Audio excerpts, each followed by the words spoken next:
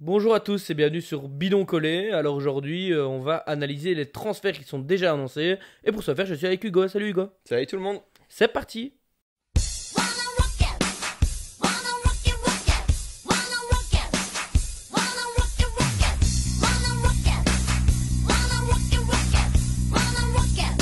Donc pour commencer, je te propose qu'on démarre avec les transferts qui sont déjà officiels et qui viennent d'être annoncés du coup à la sortie du Tour de France et au début du mois d'août.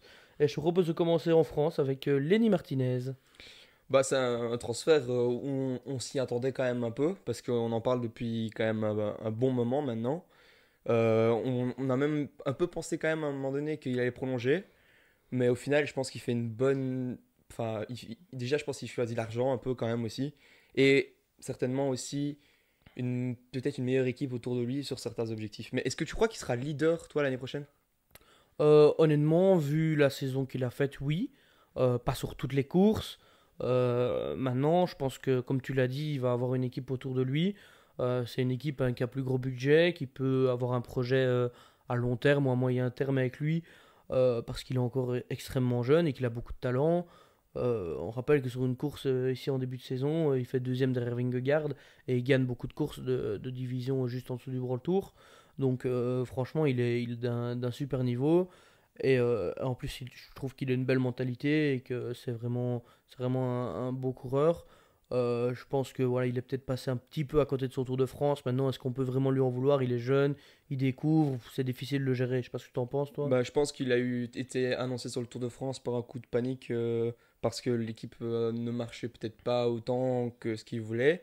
Donc je pense qu'on doit oublier ce grand tour-là, mais j'espère pour lui qu'il va pas se concentrer que sur les grands tours et qu'il va aller sur les objectifs plutôt de début de saison, gagner quelques étapes, enfin, quelques courses le début de saison comme il l'a fait cette année, et essayer d'aller chercher plutôt des courses d'un jour, certains moments, et des tours d'une semaine ou deux, comme un Paris-Nice ou un Tirreno, qui sera quand même qui sont des courses quand même importantes. Et là, on peut se tester pour peut-être plus tard aller sur le grand tour, mais déjà maintenant se spécialiser sur un grand tour, je trouve ça un peu dommage. Ouais, bah, je suis d'accord avec toi. Je pense que il était annoncé quand même dans beaucoup d'équipes depuis assez longtemps, depuis le début de saison. Je sais pas si c'est le très bon choix, mais maintenant le meilleur choix pour lui. Maintenant, on connaît pas tous les termes du contrat et je pense qu'il est très très bien entouré, qu'il est très très proche de son père qui fait les choses très bien. J'ai d'ailleurs pour l'anecdote vu aujourd'hui qu'ils avaient fait un critérium ensemble et Lenny fait, je pense, top 5 et son père 11e et ils étaient ensemble en Ah, je échappée, sais donc bien. c'était assez marrant, un petit critérium en France. Bref, fin de l'anecdote. Mais je pense qu'il est bien entouré et que le choix doit être judicieux de la part de Lenny, ses entraîneurs et son père et autres. Donc Lenny Martinez qui quitte FDJ pour aller chez Bahreïn, mais maintenant il y a aussi un coureur qui arrive chez FDJ avec Guillaume Martin. T'en Ouais. penses quoi toi? Je pense que voilà, ça reste un choix pas mauvais. Guillaume Martin qui reste en France. Moi, j'aimais bien Guillaume Martin chez Cofidis. Je sais pas si c'est le meilleur choix pour lui. Maintenant, encore une fois, on ne connaît pas les termes du contrat. Guillaume Martin, pour moi, est un bon coureur. Maintenant, est-ce qu'il sera mieux entouré chez FDJ qu'à la Cofidis? J'en suis pas certain. Va-t-il garder les mêmes objectifs? Je sais pas ce que tu en penses. Bah moi je suis un peu déçu, mais pas de Guillaume Martin qui va chez FDJ, mais plutôt de FDJ qui prend Guillaume Martin. Parce que je trouve que c'est pas un coureur qui... Enfin, je sais que beaucoup de personnes aiment Guillaume Martin, mais moi j'ai un peu du mal avec ce coureur. Je trouve qu'il c'est pas un gagnant, ça c'est sûr, c'est certain, mais enfin, c'est quelqu'un qui essaye de faire des bons en général, souvent sur les grands tours, mais sur les petites courses il est pas toujours là, il est même rarement là. Je trouve que c'est un coureur qui... Enfin, moi, personnellement, j'ai du mal à aimer ce coureur-là. Et je trouve que c'est un peu dommage de certainement prendre un gros salaire dans ton équipe et que ce soit Guillaume Martin, quoi. Ouais, je suis un petit peu d'accord avec toi maintenant pour la FDJ. Par exemple, ils ont un Lenny Martinez qui part. Voilà, il y a Thibaut Pinot qui a pris sa retraite évidemment. Voilà, il y a d'autres coureurs qui marchent peut-être un peu moins bien qui vont partir. Il faut qu'ils se renouvellent. C'est vrai que Guillaume Martin est pas tout jeune. Maintenant, c'est peut-être un petit peu, avec tout le respect que j'ai pour Guillaume Martin, une solution de secours, en tout cas, quelque chose qui rend service aux deux, à l'équipe et à Martin, parce qu'aller faire sixième d'un général ou autre, ça peut aussi rendre service à l'équipe et au niveau visibilité. être intéressant. Maintenant, voilà, je Ouais. sais pas. En tout cas, s'il le recrute, j'espère qu'il y a dans son contrat une notion de pas jouer le général et jouer les étapes. Parce que moi, je préférerais le voir faire ça que faire top 10 du général Tour de France ou Tour d'Espagne ou même peut-être un Tour d'Italie. Mais bon, enfin, ça, c'est peut-être mon allez, sentiment de quelqu'un qui aime bien le panache et plutôt que les suiveurs. Donc, enfin, c'est un peu ce sentiment-là que j'ai. Maintenant, il y a d'autres transferts, je pense. Ouais, ben, je te propose de rester en France avec Axel Zinglet, qui quitte la Cofidis et qui suit le chemin de la porte en allant chez Visma Lease the Bike. Moi, j'aime bien, c'est un transfert qui me plaît. Je pense que sur des courses d'un jour, sur des Flandriennes et autres, même sur des courses d'une semaine, ça peut être intéressant d'avoir un Axel Zinglet. Surtout que je pense que allié dans ce genre d'équipe, ça peut lui permettre, au même titre que Laporte, encore une fois, sans vouloir tout le temps les comparer, mais je pense que ça peut lui permettre de passer un cap.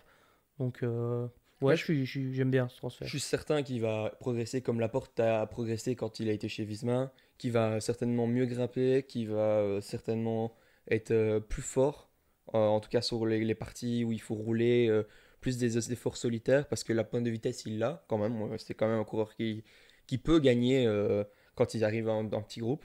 Donc moi, j'adore ce transfert et c'est un coureur que j'apprécie quand même. Il vient souvent courir en Belgique et on peut voir il est toujours le sourire et toujours de bonne humeur, donc j'adore ça. Ouais.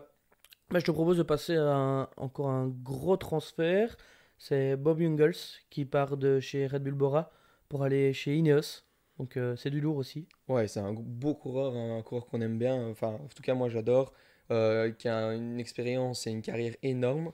Maintenant, sur ces dernières années, il y a eu un moment donné où il a eu un coup de mou, mais il reprend un peu de sa superbe. Et je trouve que il a été très en forme, en tout cas sur le Dauphiné, qu'on a vu pour Roglic, que Roglic gagne ce Dauphiné. Et franchement, Ineos prend un grand coup, que ce soit, enfin, prend un grand coureur, que ce soit sur les classiques ou sur, maintenant, actuellement, il est plus en tant que équipier modèle. Donc j'adore ça et avec Akatowski, ça c'est beau à voir, je pense. Bah ouais, je pense que c'est totalement le coureur qui correspond à ce que recherche Ineos en montagne. Un coureur qui grimpe très bien et qui est un très bon rouleur. Donc, bah, voilà, je pense que tu as tout dit. Il a commencé une carrière un peu étincelante chez Quickstep. Puis comme tout coureur qui quitte Quickstep, il a peut-être eu des heures un petit peu difficiles, mais c'est vrai que j'ai l'impression que petit à petit il remonte et ça reste quand même un coureur de classe mondiale. Même si c'est facile de critiquer, je pense qu'il est quand même fameusement au niveau World Tour et au plus haut niveau en tant qu'équipier. Et pourquoi pas bah, éventuellement voilà, pouvoir aider ou jouer sa carte sur certaines petites courses d'une semaine, pas en tant que leader, mais voilà, on sait bien que c'est un gars qui, si jamais il n'y a plus de leader, ben, peut quand même retomber. C'est intéressant, on voit que beaucoup d'équipes mettent quand même des gars, je sais pas si c'est vraiment pour ça, mais des très bons équipiers, mais que voilà, mettre un seul leader c'est dangereux si jamais il crève et il chute. Des gars qui vont chasser les étapes ou autres, on sait bien que si on met Kiato comme équipier, il va être monstrueux, mais que si on perd nos deux leaders, bah, Kiato pourra quand même aller nous chasser une étape ou deux. Donc c'est important d'avoir des gars comme ça, donc transfert Et positif. est-ce que tu penses qu'au vu de l'équipe d'Ineos actuelle, est-ce qu'il aura sa chance sur les... Enfin, est-ce qu'il sera aligné sur les Flandriennes? Bah, je pense aussi que c'est important, enfin que c'est une des raisons pour laquelle Ineos l'a pris et pour laquelle aussi il va chez Ineos, parce que autour de Pitcock, avec des Turner et autres, Ineos a petit à petit créé quand même une assez belle équipe et je pense qu'il aura sa place. Maintenant, il y aura un leader établi en fonction de la forme, en fonction de la classique. Je pense que ce sera évidemment souvent Pitcock. Maintenant, ce qu'il va les faire toutes, pas spécialement. Donc je pense que les Flandriennes, maintenant, à part vraiment le Tour des Flandres et autres, il y en a qui peuvent être un peu plus tactiques. Et donc, je pense que c'est toujours intéressant d'avoir des gars forts et de pouvoir donner la chance de gagner à plusieurs. Donc, je pense qu'il aura sa place dans l'équipe, en tout cas. Un autre coureur qui change d'équipe, c'est Simon Yates, qui va aussi chez Visma. Qu'est-ce que tu en penses de ce... Pour moi, en tout cas, c'est le gros transfert actuel qui a été annoncé. Ben, c'est sûr, c'est vrai que c'est un gros transfert. Avait l'année passée, je pense, un gros transfert qui sortait de chez Visma avec Roglic qui est parti chez Bora. Ben là, je pense qu'ils reprennent un gros coureur de classement général. C'est vrai que les trois armadas que sont UAE, Visma et Ineos ont toujours eu des grosses équipes en montagne avec beaucoup de leaders. Je pense que Ineos et Visma ont vécu peut-être à cause des chutes et autres depuis quelques années. se retrouver un petit peu en manque de leader. Heureusement, par exemple, cette année, qu'il y avait Jurgensen pour un peu, sur certaines courses à étapes, sauver les meubles. Donc je pense que c'est toujours intéressant. L'année passée, ils ont gagné les trois grands tours. Et cette année, ils n'en ont pas encore gagné. Roglic, qui en avait gagné un des trois, est parti. Kuss va essayer de regagner sur la Vuelta, mais je pense que Yates aura sa place. Et je pense que Yates sera leader sur un des trois grands tours l'année prochaine. Ouais, j'allais dire, tu penses qu'il sera donc du coup pour accompagner un Vingegaard au Tour de France ou plutôt sur soit un Giro, soit une Volta? Moi j'ai la réponse, mais Je je te... pense qu'il sera soit sur un Giro ou une Volta. Ok, bah, je pense aussi, et je pense que ce sera le Giro. Et du coup, il y aura un Kian Brooks qui sera en tant que coéquipier ou co-leader? Euh, en fonction de la forme, Ouais, j'espère co-leader. Mais si c'est sur le Tour de France, ce sera équipier. Mais si c'est sur un autre grand tour, je pense que ça peut être co-leader. On ouais, verra. on verra. Ça va être intéressant à suivre en tout cas. Ouais. Et puis je pense le transfert qui nous tient le plus à cœur parce que ça a déjà fait débat hors antenne, hors vidéo, c'est Narvaez qui quitte Ineos et qui va lui chez UAE. Donc il reste encore dans une grosse armada. Bah, moi je suis un peu déçu parce que c'est un coureur que j'affectionne vraiment bien et j'ai un peu l'impression il a choisi l'argent et qu'il va aller un peu s'enterrer dans cette équipe-là, un peu à l'image, enfin c'est encore un peu moins fort, mais qu'un Mark Hirschi qui actuellement, cette année, il fait pas grand tour par exemple. Enfin, c'est un cours que j'aime bien voir et que sur toutes les courses possibles. Et ici, en choisissant UAE, je suis pas sûr, enfin, en tout cas c'est mon choix personnel, qui fera le Tour de France. Je pense qu'il y a déjà des coureurs qui seront devant lui. On a vu l'équipe cette année, je ne vois pas qui pouvait remplacer dans l'équipe cette année de UAE.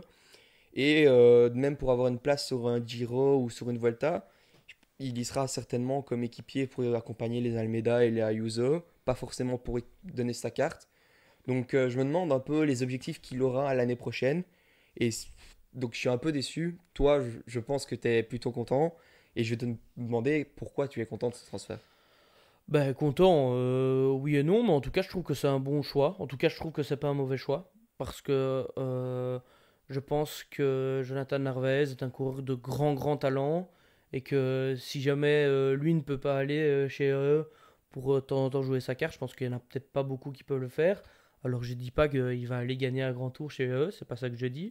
Mais je pense que Pogacar étant la star ultime, eux ayant beaucoup de leaders de classements généraux principalement. Je pense que sur des courses, sur des Ardennaises, je pense que si Pogacar fait uniquement Liège-Bastogne-Liège, ben, je pense qu'il peut être leader, qu'il peut être, aller totalement leader sur la Flèche et sur l'Amstel par exemple. Pareil sur les Flandriennes, c'est voir aussi ce que lui a envie de faire. Je pense que sur des courses d'une semaine, il peut aussi faire très mal et être très fort. Et puis sur des grands tours, euh, si Pogacar est là, je pense que ça peut être compliqué. Mais si Pogacar n'est pas là et qu'il est là pour épauler un autre, ben, je pense qu'aller chercher un maillot en début de tour sur des étapes difficiles, comme il a fait d'ailleurs en tenant la roue de Pogacar cette année sur Je le pense que c'est le Giro. seul qui bat Pogacar cette année avec Vingegaard sur un mano à mano, j'ai envie de dire. Donc voilà, c'est pour ça que je dis que c'est pas un mauvais choix parce que évidemment, il va pas faire concurrence ou en tout cas être leader devant des Pogacar évidemment, mais même devant des Ayuso ou peut-être Yates, en tout cas sur des grands tours, mais en chasseur d'étapes, en course d'un jour et sur certaines courses par étape, je pense qu'il aura sa chance et que je pense pas que ce soit spécialement monétaire, même si ça doit évidemment aller avec, on Ouais, je va pas pense. se le cacher, mais pour moi c'est pas la seule raison, je pense que il a envie de courir et qu'il voit un avenir là-bas et que je pense que l'équipe lui fait confiance. C'est un coureur de talent qui gagne, qui est un vainqueur, qui a des grandes qualités, qui est très explosif et qui... Non, je pense qu'on va le voir et qu'il peut même encore grimper un cap. On sait que changer d'équipe, ça peut, même s'il est déjà dans une des meilleures équipes du monde, mais ça peut des fois faire du bien. Je pense que ça fait plus de 7 saisons, si je ne me trompe pas, qu'il est chez Ineos. Ah ouais. En tout cas, ça fait assez longtemps, donc je pense que ça peut lui faire du bien de changer de crèmerie. UAE a recruté Narvaez, donc c'est peut-être un atout sur les Flandriennes. Donc je pense que Pogacar vise les Flandriennes l'année prochaine parce qu'il y a aussi un deuxième coureur qui est arrivé, c'est Florian Vermeersch. T'en penses quoi de ce transfert? Bah là, je suis un peu moins content, en tout cas pour Florian. Maintenant, bah, je pense qu'il aura peut-être, entre guillemets, la chance, et encore, je pense qu'il sera quand même au service, surtout sur les Flandriennes. Mais je pense que s'il va là, je pense que c'est clair dans sa tête que c'est pour être équipier, malheureusement. Même si voilà, il peut évidemment sur des courses, comme j'ai dit tout à l'heure, des courses tactiques, des Flandriennes, Ah, avoir sa Paris-Roubaix par chance. hasard. Par exemple, Paris-Roubaix, on sait bien que UAE a une équipe qui devient sur les Flandriennes et pas que partout très forte. Mais donc voilà, c'est à voir. Je pense qu'il y a le portefeuille qui va avec, évidemment. Voilà, je sais pas ce que tu en penses. C'est vrai que j'aurais bien aimé le voir autre part, se lancer un nouveau défi, être peut-être leader dans une équipe entre guillemets plus petite ou avec moins d'autres leaders. Mais en fait, ces deux coureurs-là qu'on vient de citer, je les aimais bien dans leur équipe où ils étaient en fait. Et donc c'est difficile de les voir partir. Comme tu dis, Narvaez, ça fait longtemps qu'il est chez Ineos. Et ici, il performe. Donc ça fait plaisir à voir. Florent Vermeersch, il a eu du mal cette saison. On a un peu un goût. On a bien voulu l'avoir avec un Segard qui monte en puissance, un Arnaud Delis qui monte en puissance. Donc moi, je suis un peu déçu. Maintenant, je pense que Vermeersch, lui, c'est un peu plus logique qu'il sera équipier et que c'est un talent, c'est sûr, mais un talent peut-être un peu moins fort qu'un Narvaez et qui va plus facilement se plier aux ordres, j'ai envie de dire, et que ce soit pas un goût amer de il aurait pu faire autre chose ou quelque chose comme ça. Ouais, je suis d'accord avec toi. Mais je te propose qu'on passe à un transfert belge. Et ça va peut-être te surprendre, mais c'est un transfert qui me plaît. C'est Dylan Tuts qui quitte Israël pour aller chez Cofidis. Alors ça m'a un peu surpris. Maintenant, je pense que dans les qualités de Dylan Tuns, c'est peut-être pas quelqu'un qui a spécialement besoin d'avoir une équipe autour de lui, d'avoir autre chose. Cofidis c'est une équipe qui a un programme magnifique, qui fait les trois grands tours, qui fait quasi toutes les courses sur le tour. Et dans cette optique-là, je pense que c'est pas un mauvais choix pour Dylan Tuns. Dans une équipe francophone, il parle bien français. Il y a d'autres Belges dans l'équipe, donc Ouais, non, je pense que c'est un bon choix. c'est un bon choix, je pense aussi, mais moi je comprends pas Israël de l'avoir laissé partir parce que honnêtement, c'est un coureur qui marche Ont-ils eu le depuis le choix? début. Ouais, non, c'est certain, mais c'est quand même un coureur qui venait de quitter son équipe pour aller chez Israël il y a quoi, il y a 2 ans. Il a quitté son équipe en milieu de saison pour aller chez Israël. J'avais l'impression qu'avec Rick Verbrugge, ça se passait bien. Peut-être lui a proposé plus au niveau budget, mais Israël, c'est quand même un fameux budget aussi. Donc, je sais pas, j'ai l'impression que on l'a plus laissé partir, on l'a laissé passer entre les mailles du filet, j'ai envie de dire, et c'est triste parce que c'est un coureur sur les Flandriennes, il est là, il peut être là sur les Ardennaises, il est là sur les grands tours, c'est une qualité exceptionnelle et on peut le voir gagner sur tous les terrains, je trouve. Ouais, ouais, c'est sûr.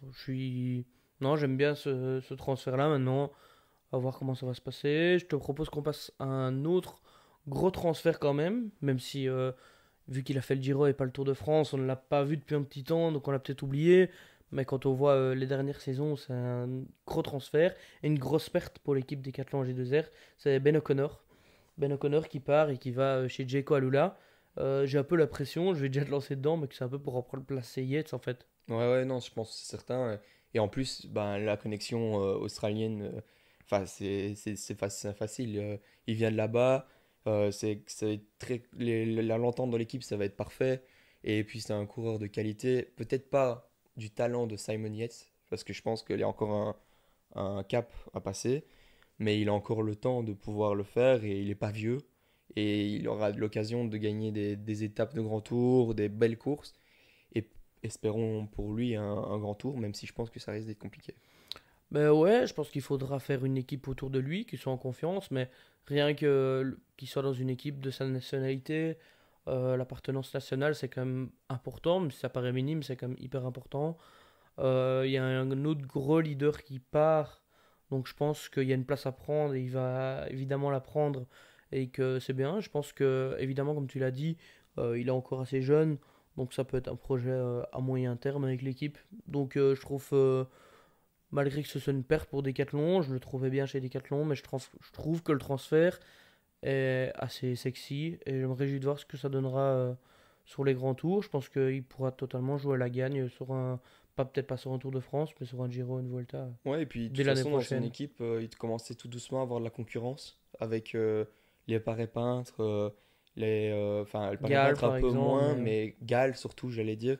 C'est quand même des coureurs qui commencent à monter en puissance et qui le mettent un peu dehors, j'ai envie de dire, parce que ils sont plus peut-être dans l'ambiance de l'équipe. C'est pour ça que ça peut être important de retrouver une ambiance et une nature, en fait, retrouver la nature de ce coureur-là. Et franchement, je me réjouis. Et c'est quand même vachement sexy ce transfert-là. Ouais.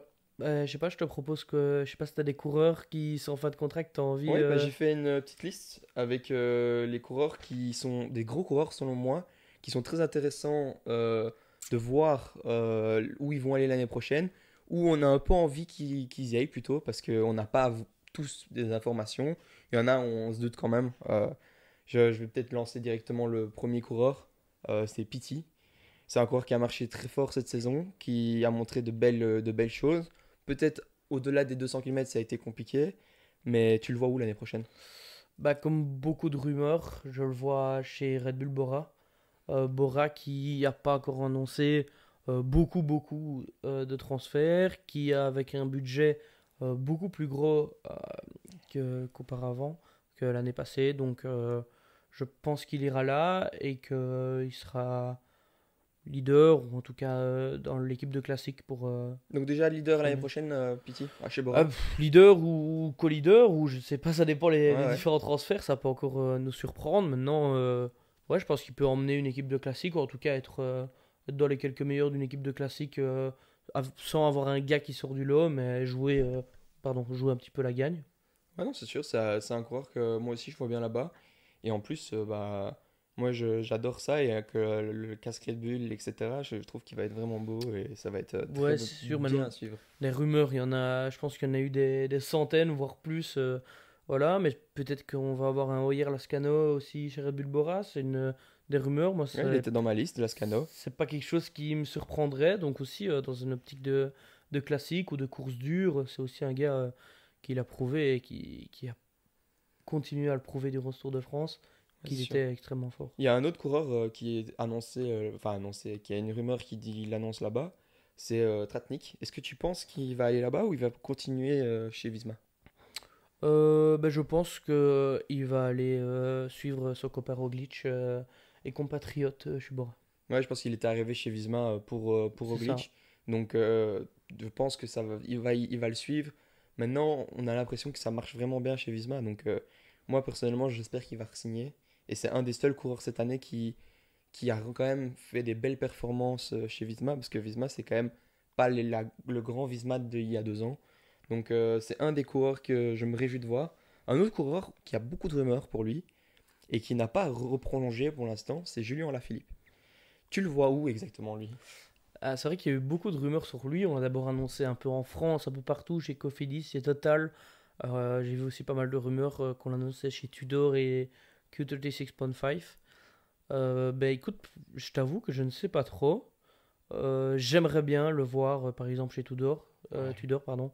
Je trouverais ça super sexy, et surtout avec un Trentin qui est déjà là, une équipe qui grandit, et avec des champions qui viennent pour emmener les jeunes et pour quand même gagner des victoires et évoluer. Ensemble, je trouve ça magnifique et j'adore cette équipe, et l'équipement est beau, et l'histoire serait parfaite. En plus, une équipe suisse, c'est pas si éloigné de la France. Donc voilà, je pense que ça peut être une bonne solution. Maintenant, je ne saurais pas m'avancer. Je pense que ce sera peut-être là ou peut-être dans une des deux françaises. Mais moi, je mettrais quand même une pièce sur Tudor. Bah, je mettrais peut-être une pièce sur Tudor, mais on reparle aussi d'une reprolongation. Maintenant, je trouve ça bizarre de ne pas avoir annoncé déjà la reprolongation avant le 1er août. Je pense que maintenant, s'ils l'ont pas annoncé, c'est qu'il y a peut-être une équipe qui s'est faufilée dans cette négociation-là. Donc, j'espère Tudor, et franchement, ça peut être vraiment très très beau, comme tu l'as dit, avec Trentin, mais aussi d'autres coureurs, comme peut-être un Mark Hirschi. Qu'est-ce que tu en penses de Mark Hirschi? Tu le vois où?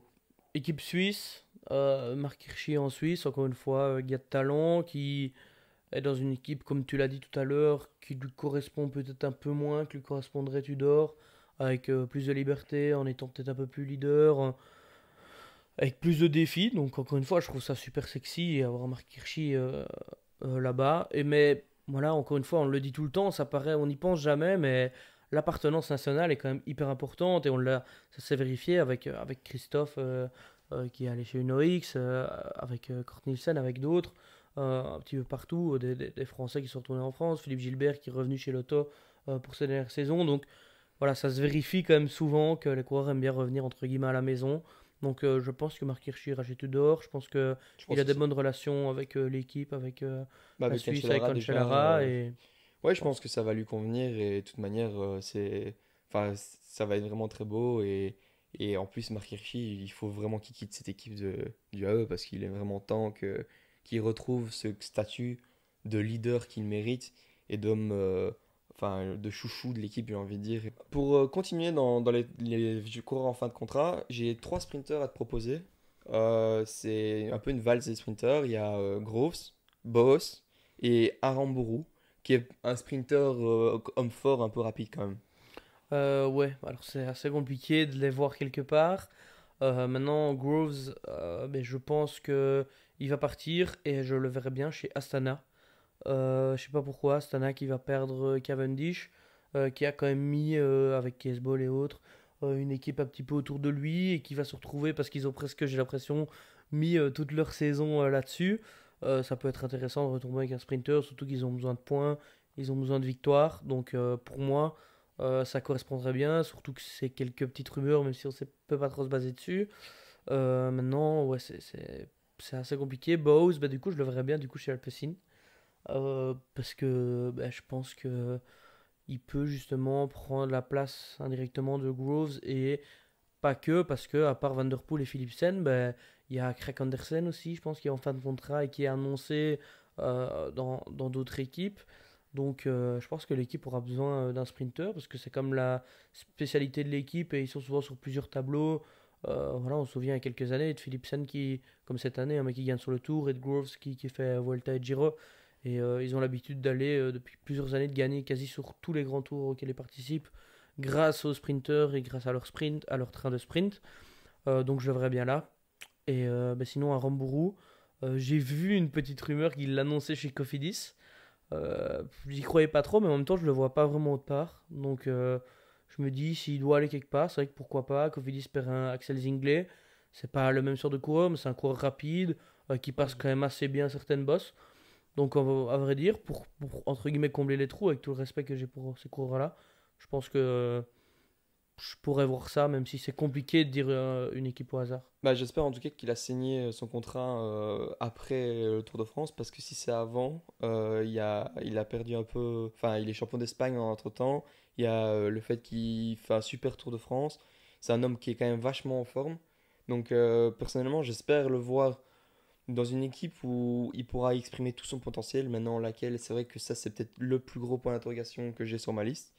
Mais gros, je te rejoins chez Astana, on parle beaucoup trop de lui chez Astana pour qu'il n'y ait pas. Et tu as raison, l'ADN de l'équipe maintenant, c'est plus autour d'un sprinter star. Donc il faut remplacer Mark Cavendish. Pourquoi pas Groves? Je pense qu'il a les qualités d'aller gagner sur un grand tour, que ce soit le Tour de France, le Giro ou la Volta. Et Boos, je le vois peut-être aller chez DSM pour remplacer le Jacobsen qui ne marche vraiment pas, qui est un peu la déception de l'année, je pense. Donc voilà, c'est un peu les trois équipes que je vois. Maintenant, il y a un autre coureur qui a quasiment toujours été dans la même équipe, c'est Bettiol. C'est un coureur qui marche bien en ce moment. Tu le vois où l'année prochaine? Je le vois où l'année prochaine? C'est assez compliqué, mais je Moi, t'ai répondu, je trouvais ça génial qu'il est chez Tudor. ouais, tout le Euh, monde chez Tudor. Tout le monde chez Tudor, tout le monde chez Tudor. Non, c'est compliqué. Maintenant, je pense que Bettiol, surtout quand on a vu son niveau, je pense que beaucoup le mettaient comme favori des premières étapes du Tour de France, en tout cas de la première. En tout cas, moi, c'était mon cas. Ouais, Et, c'est vrai. et voilà, je pense que il va trouver une équipe World Tour, donc pas Tudor, mais au haut niveau, il a sa place maintenant de donner une équipe. Tu penses qu'il ira où, toi? Moi, j'ai ma petite idée, je le vois bien chez Quickstep. Je trouve que c'est un coureur qui commence à prendre un peu de l'âge quand même. Donc il est quand même expérimenté. C'est un coureur qui est très fort. Et je le vois bien dans l'ADN Quickstep pour l'année prochaine. Maintenant, est-ce que pour lui c'est une bonne idée d'aller là-bas alors qu'ils sont en train de se changer complètement de vision, de plus aller sur les Flandriennes mais plus sur les grands tours. L'année prochaine, Remco va quand même sur le Tour des Flandres. Donc je pense qu'il y aura quand même une équipe autour de lui pour l'accompagner et pourquoi pas avoir un Bettiol qui est très très fort et qui pourrait Mhm. être le lieutenant d'un Remco Evenepoel. Ouais, et si on doit à prendre vraiment avec des pincettes. Les seules petites rumeurs qu'il y a sur Bettiol, c'est Astana aussi. Ah ouais. Donc c'est vrai que l'équipe doit quand même se renforcer. Donc c'est vrai que l'équipe a quand même souvent eu des coureurs italiens, un petit pôle italien chez eux, même il y a longtemps. Donc voilà, je pense que ça peut être pas mal. Et sinon, ben, tu parlais d'IF. Bon, ça reste évidemment des rumeurs, mais on annonce peut-être Michels là-bas. Je pense que ça peut Ah être un ouais. beau transfert. Et aussi Ethan Hayter. Ah Bon, bah, j'allais y revenir avec Ethan Hayter. C'est vrai que ça va être peut être un super transfert. Maintenant, Hayter, ça fait quelques temps qu'il est un peu en dessous de son talent, je trouve. Donc, c'est quand même un risque à prendre. Peut-être qu'il va revenir sur cette équipe-là, qui lui conviendrait peut-être bien, parce que ça, à mon avis, c'est vachement anglophone, cette équipe-là, au vu de toutes les nationalités qu'il y a. Donc, c'est un des coureurs qui est très intéressant à suivre. Mais il y a aussi deux équipiers. C'est plutôt un Harper, je sais pas où tu le vois, et aussi un Jan Hirt. Jan Hirt. Ouais, je sais pas pourquoi, je le verrais bien peut-être chez DSM. Parce que Bardet prend sa retraite, parce que l'équipe qui avait fait un début de saison un peu catastrophique avec un Jakobsen qui marche pas, l'équipe qui ne fait pas de résultat s'est rattrapée un petit peu Sur le Tour de enfin France. beaucoup sur le début du tour, un maillot jaune, une première étape, une deuxième place et un maillot blanc. Maintenant, voilà, je pense que ça peut être une équipe qui lui correspond. En tout cas, ça peut être évidemment dans l'intérêt de l'équipe de prendre un coureur comme ça. Moi, je le vois bien peut-être aller chez Alpecin pour aller chercher un coureur qui sait peut-être aller chercher des résultats autre part qu'au sprint ou en tant que rouleur. Donc, franchement, j'espère qu'ils vont aller chercher ce genre de coureur. Et en tout cas, c'est quand même une petite perte pour Quick-Step qui perd un coureur qui est vachement en bonne forme quand même. Mhm. Donc c'est un peu Et triste. Et Harper, moi je le vois bien peut-être aller chez Ineos pour aller renforcer cette équipe en montagne parce que là, je trouve que c'est un des meilleurs équipiers au monde actuellement. ouais, c'est vrai. Maintenant, voilà, des rumeurs, il y en a plein. Je me réjouis de voir les transferts qui vont être faits, surtout par des équipes qui ont des gros groupes qui sont arrivés récemment, Lidl Trek, Red Bull Bora. Voilà, Trek n'a pas encore annoncé. On annoncerait peut-être Kamna, Craig Andersen, Pitcock éventuellement. Enfin, C'est ça toutes des reste des rumeurs. rumeurs, mais je me réjouis comme de savoir ces grosses équipes-là, qu'elles annoncent un petit peu des transferts rentrants.